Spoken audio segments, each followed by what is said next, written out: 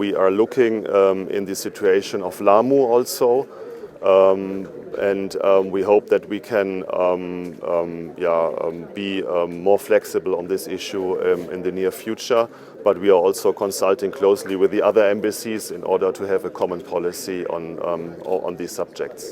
Tourists are coming back to the region. We have about 70,000 German tourists coming every year, and the hotel people from the tourism industry tell me that they are looking in a rather good booking situation for November and December.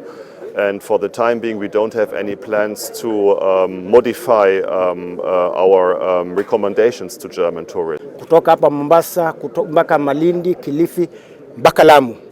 Ili sasa kurahisisha kazi yao, mahali sasa labda saa zingine gari iweze kupitia, hii pikipiki inaweza kupitia na kuokoa ama kufanya patrols katika hizo sehemu na kuhakikisha watalii wale wa hapa karibu na wale wa nje wanakaa kwa usalama. Hii pikipiki simeletwa ifanyiwe kazi, itaingia kila mahali.